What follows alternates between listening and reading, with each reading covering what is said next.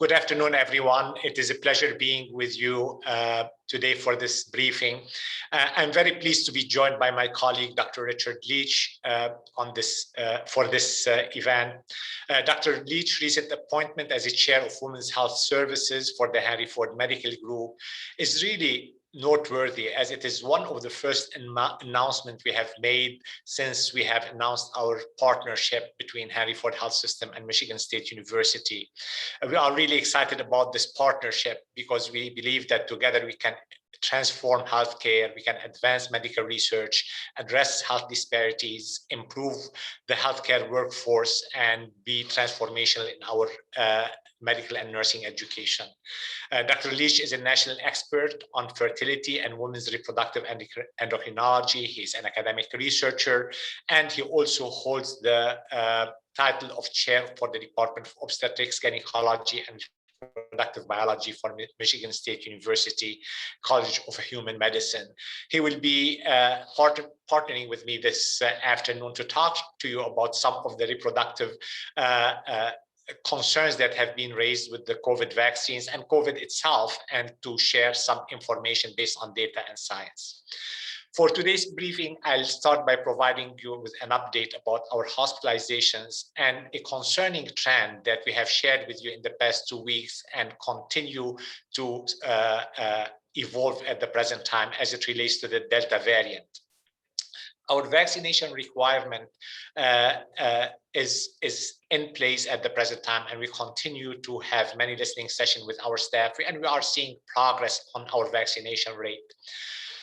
As of this morning, we have 48 patients hospitalized with COVID across our 5 hospitals. This is a significant jump from where we were 2 weeks ago. We were in the 20s, so this is almost doubling the numbers that we have seen. And this is almost tripling the number of the patients that we have seen within our hospitals about a month ago. Out of these patients, 16 are at our Henry Ford Macomb Hospital, 12 at our Henry Ford Hospital in Detroit, 10 at our Henry Ford Allegiance Hospital, 8 at Henry Ford Wyandotte, and 2 at Henry Ford West Bloomfield. We have also seen an uptick and increase in the number of patients who are testing positive with both in outpatient and in emergency department. While our testing rate was running about 1 to 2% a month ago, this number has jumped up to about 4 to 5%. And these numbers are increasing almost on a daily basis with respect to people who are coming to be tested, especially symptomatic patients, but also some asymptomatic people. There is no doubt that this current surge is being fueled by the number of unvaccinated people being infected with the highly contagious Delta variant. And as the CDC has reported, if you are unvaccinated and are infected with COVID, you carry a risk of transmitting that virus to 5 other people. So you can imagine how fast this virus can spread. Like other parts of the country and many other hospital systems within the state, the majority of patients that are hospitalized at the present time at Henry Ford Health System are unvaccinated. We have a handful of people, we have 3 to 4 people at any day who are vaccinated and have had the vaccine, but the vast majority otherwise have been unvaccinated. I've talked about our positivity rate within our system. In Michigan, the number of cases has jumped 180% in the past 2 weeks, and hospitalizations statewide are up by about 35%. One encouraging sign is that we are seeing more adoption of vaccination. For the week of July 18, we have administered about 1,050 doses of vaccine. This number has gone up. For the week of July 25th, we have given about 1,470 doses. We continue to have more of our employees get vaccinated, and we are up to 74% of our total staff at the present time who have received the vaccine. We have also people who have been scheduled to receive the vaccine. And as we have discussed before, there are people also who are sharing with us their medical or religious exemptions that we have honored, like we have done with the flu vaccines in the past. The list of healthcare systems and hospitals that are now requiring vaccination continues to grow. Nearly 90 healthcare systems across the country have announced they are implementing a vaccine requirement for their employees. We are really heartened by the reports that the FDA could give final approval for the Pfizer vaccine within the next few weeks. One final thought. After having been through 3 surges in this pandemic, none of us want to see a 4th surge here in Michigan. I can tell you, and we've shared with you before in previous briefings, that our hospital staff, our health workers are exhausted, they are weary, and they are really frustrated. They are frustrated because people are refusing vaccine, and then they are seeing some of these people being admitted to the hospital, sick, and some of them dying. And these are things that we can prevent with something that is as simple as a shot in the arm. Currently, we are in a position to curtail this 4th surge and to get back on track of where we wanted to be and where we were hoping to be this summer. All of us wanted to have a summer where we don't talk about COVID again and talk about another surge. And we are hoping that we are going to have many, many more people vaccinated than we have seen so far. I'm calling on all of us to do 2 things. Number 1, for those who have not been vaccinated, please get vaccinated. Time is of an essence. What we have predicted a few weeks ago is that if there are too many people who are still unvaccinated, we are going to see this virus continue to transmit in the community, mutate, and become more effective. And this is what we are seeing at the present time with the Delta variant. The second thing that we have to do is to start wearing masks again. And we hate to be in a position where we feel it's a step back, but the reality that currently we have 30 counties within Michigan which have transmission rates that are ranked to be high or substantial by CDC criteria. What this means that there are enough people in those counties that have COVID infections that the risk of this spreading faster in these counties is going to be significant. And as you know, the CDC came up with masking criteria recently that in areas where there is high transmission rate of COVID vaccine, it is important for us to wear masks indoor. And this applies for vaccinated and non-vaccinated people until we get this virus, this surge that we are seeing in other states, specifically in areas like California, Alabama, Texas, and Florida, not spread again. And we hope we don't see it. We don't see another major surge in Michigan. We can beat this virus. We have seen that the vaccine have been extremely effective in preventing hospitalization in people, in preventing people from dying.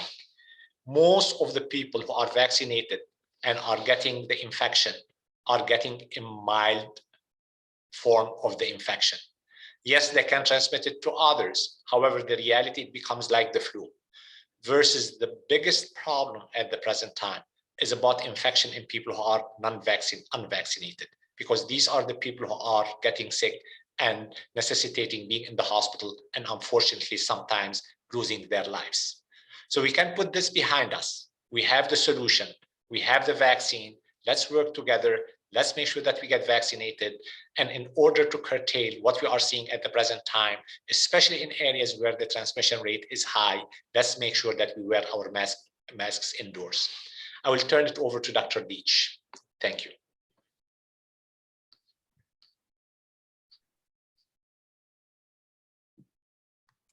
Go ahead, Dr. Leach. Thank you, Dr. Munkarah, and good afternoon, everyone.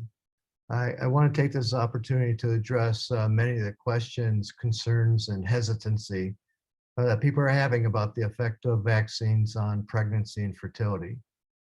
We know it's a delicate subject and one that's being talked about in households all across Michigan. Last week, you heard Dr. Cunningham debunk some of the most common myths associated with vaccines. My remarks are going to build on what Dr. Cunningham said.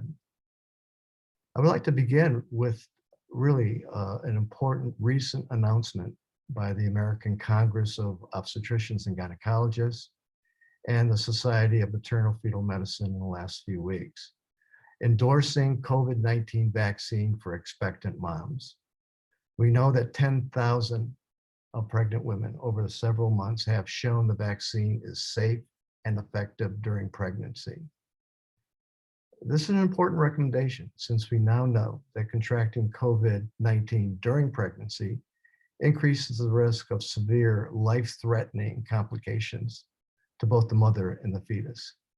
This is really a compelling support for getting vaccinated if you are unvaccinated and pregnant. We're hopeful this endorsement in consultation with their doctor can alleviate the hesitancy for women and their partners in making this decision.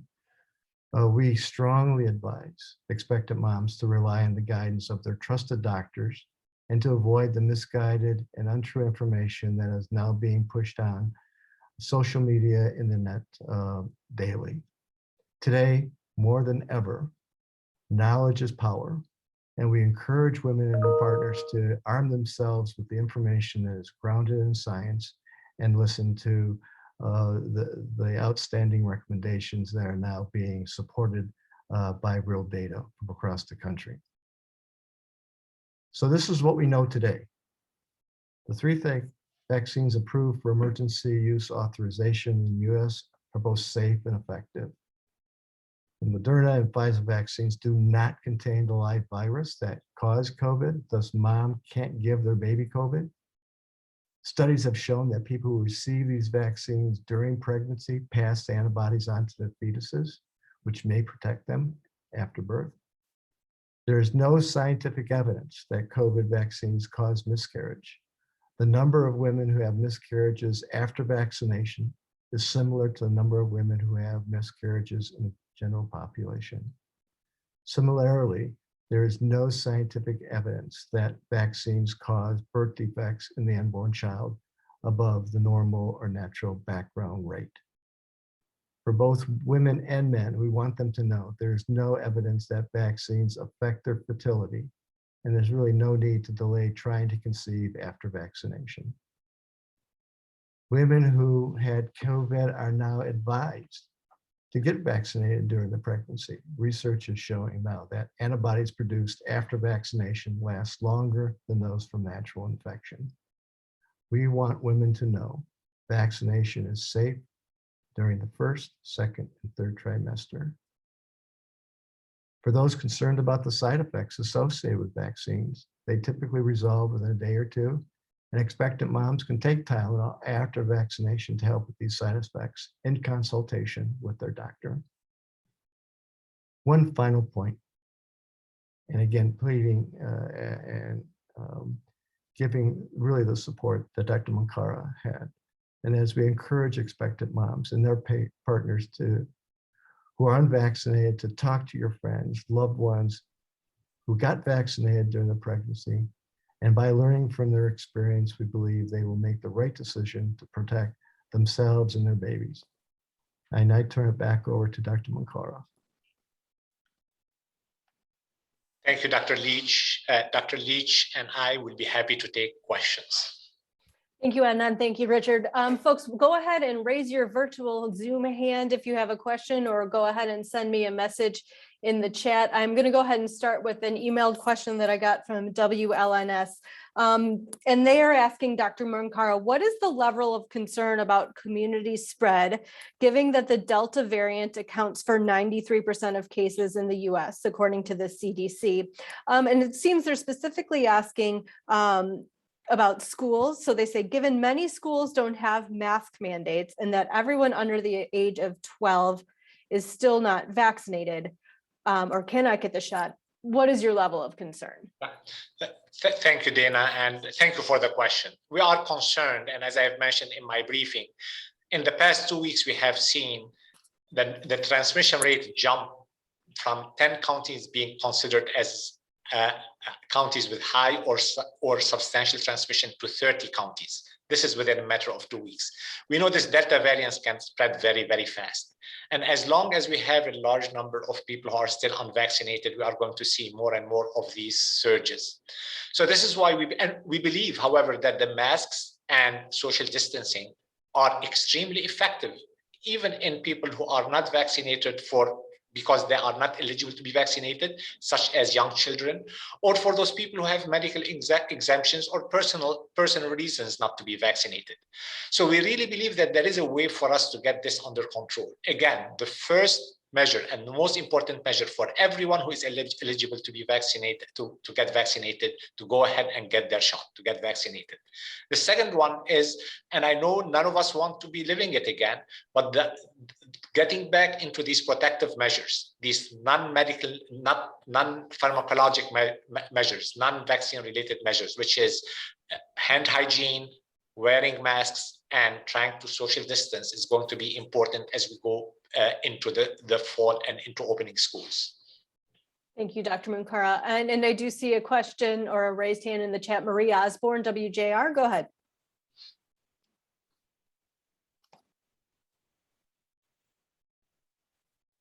Maria, Here I we am. can hear you now. Yep, here I am.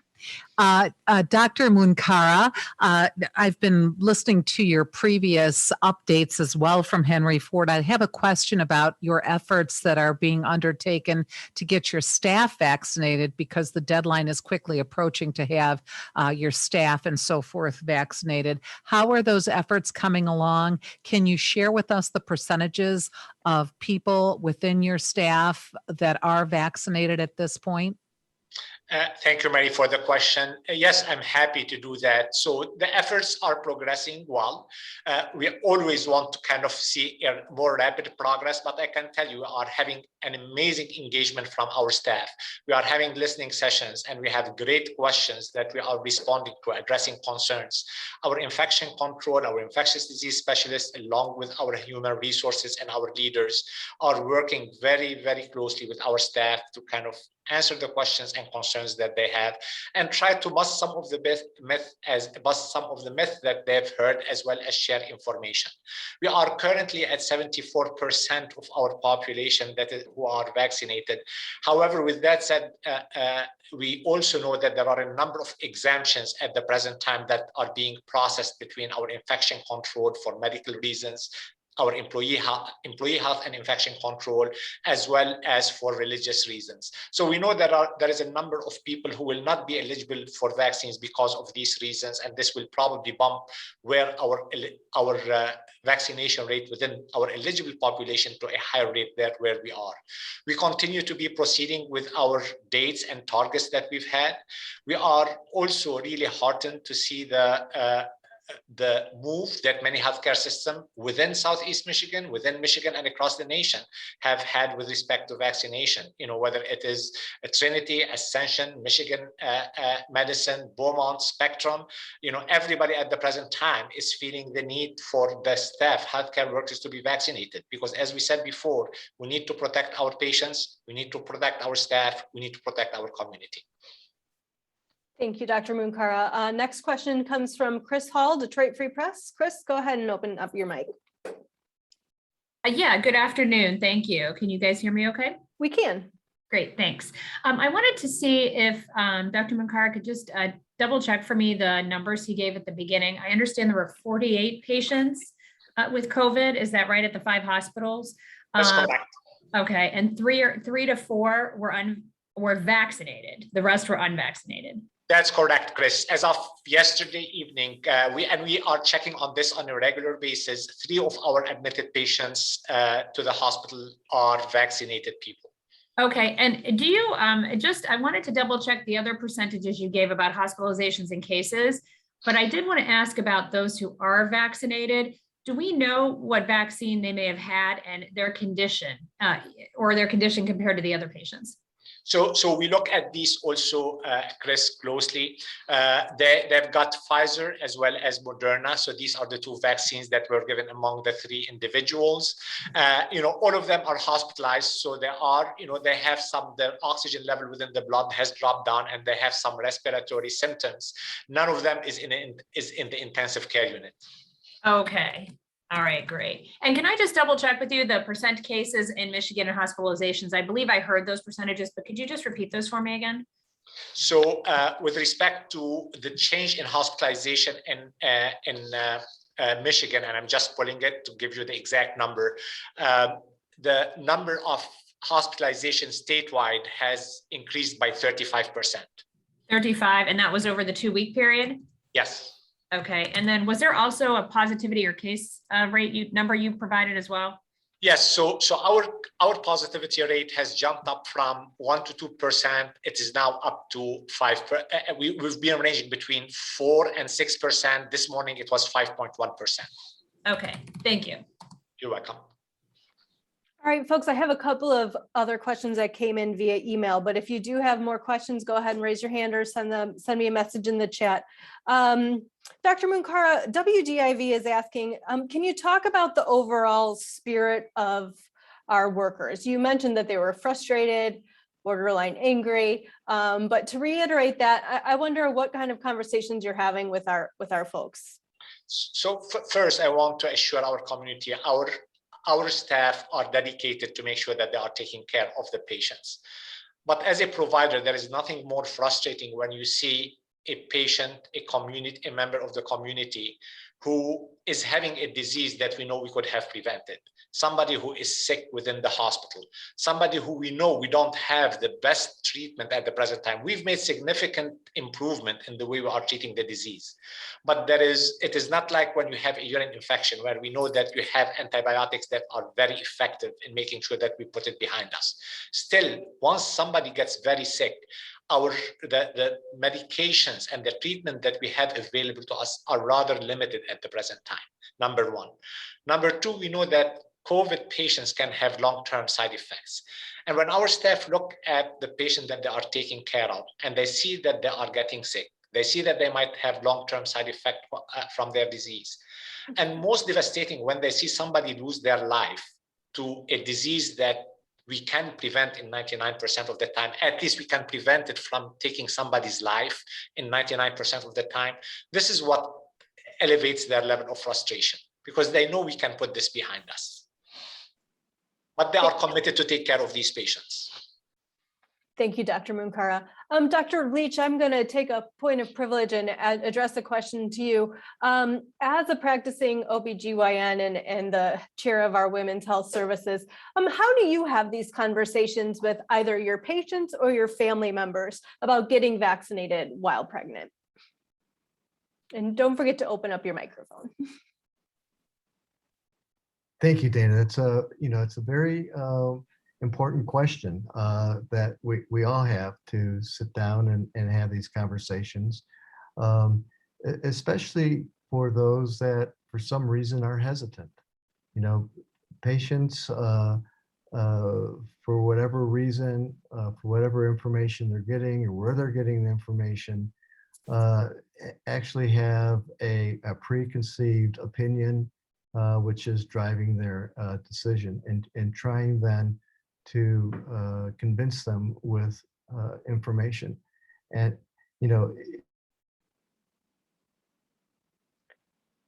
Oh, am I the only one that froze? It's not frozen over here. Okay, thank you. Sorry, Dr. Leach. Yeah, but trying to, debunk every little bit of information that they think they've heard correctly, it is sometimes difficult, and it does take time to convince them. I can tell you that the recent opinion pieces that are coming from our national societies who are watching daily each of the data points that are coming out from the CDC, looking at the relevant literature that's coming out and being able to make based recommendations on the current science is really helpful to me. And so that's why I was really encouraged with the recent ACOG and SMFM recommendations that came out last week. Each week there is more and more compelling evidence just based on a number of pregnant women that in fact were vaccinated. And now we have more data points to fill in the safety data so that we could be more reassuring. Thank you, Dr. Leach. And I do see a follow-up question from Chris Hall. Chris is asking, Dr. Munkarah, on the vaccinated and hospitalized patients, do we know the ages or age ranges for them? And can you tell us if they had any other health conditions that may have caused them to be more ill from COVID-19? I do have that information, Chris. Happy to share it with you. I'll send it to you, Dana, because I don't have it at my fingertip now. Thank you, Dr. Munkarah. And Chris, I'll get that to you. And then the last question, unless anybody else raises their hand here or sends me a message here in the chat, is are any services being impacted by the uptick in admissions, Dr. Munkarah? Not currently, Dana. We are continue to be very busy with non-COVID related services. But I can tell you we are very, very concerned. First, what we have heard from colleagues around the nation is that there are states and cities, especially in areas where there is high or substantial transmission rate of the Delta variant, that they are asking their physicians to start stopping non-urgent and emergent procedures and surgeries because their ICUs are starting to fill up. So we are very concerned that this will catch up with us. And I can tell you, we've not stopped at the present time. Our doors are still open. We have maintained all the protective measures and safety measures within our hospitals and facilities over the past year and a half. So we are very safe and feel very comfortable with people coming in to seek medical care that is not related to COVID. Now, are we concerned that if we see another surge that the numbers are going to kind of cause us to delay that? Of course we are concerned.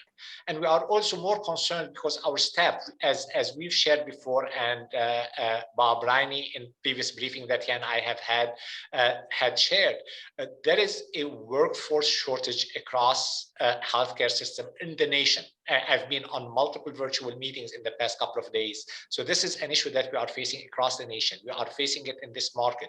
As we talk to a chief clinical officer, chief medical officer, leaders of healthcare systems in our state, everybody is feeling the same. So what we are concerned about, that we are going to deal with a situation where we are having a surge in COVID, a workforce shortage, and remember that we are approaching the flu season. And we talked about opening schools.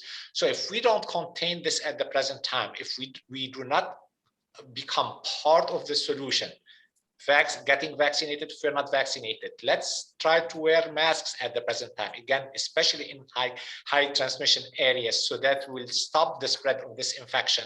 I'm afraid that we'll be in a situation where we'll have to face another major surge.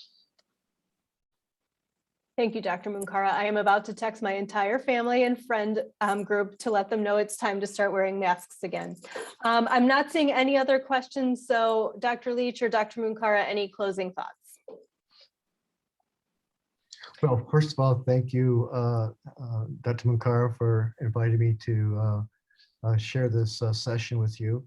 And I think it's just going to be an ongoing conversation with our patients and with our community that vaccination is going to be an important part of our healthcare, and that trying to alleviate a lot of the misinformation about vaccination, pregnancy, and causing fertility.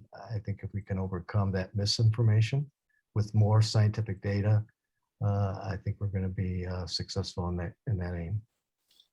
And I will again echo what Dr. Leach has said. First, we know we have plenty of data today to show that vaccines do work, not only from the United States, from around the globe, from around the world. We know that people have been vaccinated, are protected from getting the infection, but even when they get the infection, it's a much milder infection. So let's get this behind us. Let's work on it together. Let's make sure that we are part of the solution so that we don't have another major crisis ahead of us. Thank you very much. Dr. Leach, Dr. Munkarah, thank you for your time. Thank you everybody in the media for joining us, and we'll see you on the next one. Take care. Thank you.